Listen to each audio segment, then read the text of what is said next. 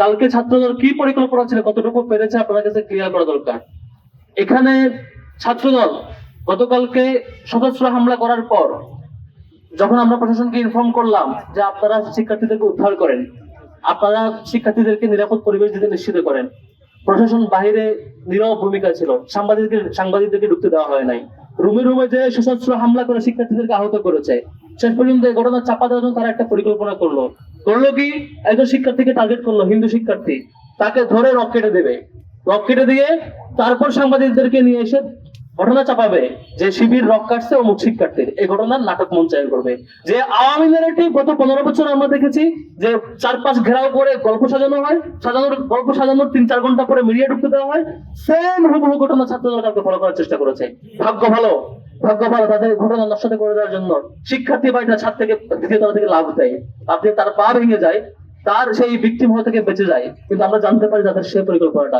এরপর আমরা প্রশাসনকে ইনফর্ম করি আপনারা একটু যান, পুলিশকে একটু ঢুকতে দেন, পুলিশ আপনারা একটু যান, সাংবাদিকরা যাক, সাংবাদিকদেরকে যেতে দেওয়া হয় নাই। পুরো নাটক মঞ্চস্থ করার পরে সব রুমে রুমে যে কম্পিউটার ল্যাপটপ টাকা সব লুটপাট করার পরে এরপর প্রশাসন ভিতরে ঢুকলো। তখন ঢুকে লাভ কি আপনাদের? এরপরে পরিকল্পনা করলো এবার তারা তাদের ব্যবহৃত অস্ত্র শিক্ষার্থীদের রুমে রুমে রাখবে, শিক্ষার্থীদের বেডে বেডে রাখবে, শিক্ষার্থীদের লাগেজে রাখবে, রেখে তারা দেখাবে সাংবাদিকদেরকে এই হচ্ছে অমুক অমুক রুমে অস্ত্র ছিল। তাহলে এতক্ষণ ঢুকতে দেন নাই কেন? 3-4 ঘন্টা বন্ধ ছিল কেন? তাদের উপর আক্রমণ করার পরে টানা সাংবাদিক এবং পুলিশের চারপাশে ঘেরাও ছিল, দাঁড়িয়ে ছিল, তাদেরকে ঢুকতে দেন নাই। এই যে তারেক রহমান ক্ষমতা আসার পরে মিষ্টি মিষ্টি আলাপ দিচ্ছেন, সুন্দর সুন্দর কথা বলছেন, রাকিব ভাই দেখা হলে বলেন যে আমরা এখন ভালো রাজনীতিতে ফলো করার চেষ্টা করছি। তাহলে এই যে আবার ছাত্রলীগের কায়দায় ফলো করছেন, আবার ছাত্রলীগের সেই আওয়ামী কায়দার রাজনীতি ফলো করছেন, একটু সতর্ক হয়ে যান ভাই। আপনাদের সামনে 15 বছর আন্দোলন করেছেন একসাথে, আপনাদের সবকিছু আমরা জানি। আপনারা এর আগে কেমন ছিলেন আমরা জানি, আপনারা কেমন করে সন্ত্রাসী আচরণ করেন এবং এমন সন্ত্রাসীকে কেমন করে প্রতিহত করতে হয় সেটাও আমরা জানি। ভুলে যাবেন না ছাত্রলীগ আওয়ামী লীগ যখন ফ্যাসিবাদের রুলে ছিল, সব প্রশাসন তার হাতে ছিল। ছাত্রলীগ মনে করছে শিক্ষার্থীদের আক্রমণ করে অনেক কিছু করে ফেলবে।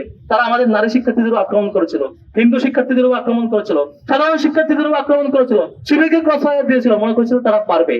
ঢাকা বিশ্ববিদ্যালয় থেকে শুরু হয়েছে ছাত্রলীগের হল ছাড়া হওয়া, প্রত্যেকটা ক্যাম্পাসে এক সপ্তাহের মধ্যে হল ছাড়া এবং ক্যাম্পাস ছাড়া হয়েছিল। এই পরিণতি আপনারা ভুলে যাবেন না ছাত্রদলের ভাইরা।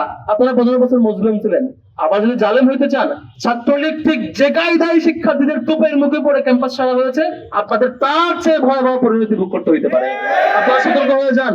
ছাত্র শিবির আমরা খুব ভালো যখন আমরা ভালো থাকি আমরা আপনাকে রেসপেক্ট করি, সাথে চলার চেষ্টা করি। যখন আপনারা অতিরিক্ত চাঁদাবাজি আর লুণ্ঠন করবেন, ভালো হওয়ার চেষ্টা করবেন না, কথা শুনবেন না, সঠিক পথে আসবেন না, শিক্ষার্থীদের জন্য কাজ করবেন না, এই লুটপাট আর লুণ্ঠনের কাজ করতে থাকবেন, খুন সন্ত্রাস ধর্ষণ চলতে থাকবে, আমরা আমাদের সেই ছাত্রলীগের বিরুদ্ধে যে ভূমিকা আমাদের ছিল, সন্ত্রাসের বিরুদ্ধে যে ভূমিকা ছিল, সেই ভূমিকা আবারও ফিরবো ইনশাআল্লাহ। তখন সেই আপনারা প্রতিহত আর করতে পারবেন না, আপনাদের পরিণতি ভয়াবহ হবে। তারেক রহমান সাহেব গত কিছুদিন ধরে তারা বলছেন শিক্ষা ক্যাম্পাস গুলোকে তারা সংস্কার করতে চায়, ভালো পথে রাখতে চায়। শিক্ষা মন্ত্রণালয়ের সব সম্মানিত মন্ত্রী, মাননীয় মন্ত্রী, তিনি বারবার বলছেন ক্যাম্পাসে ভালো পরিবেশ আনতে চায়। যদি আপনাদের দলীয় গুন্ডা বাহিনীকে নিয়ন্ত্রণ না করেন আর এইভাবে সন্ত্রাস আর চাঁদাবাজ আর লুণ্ঠনে ব্যস্ত রাখেন, শিক্ষার ক্যাম্পাস, এই সুন্দর ক্যাম্পাস কখনো ফিরে আনতে পারবেন না।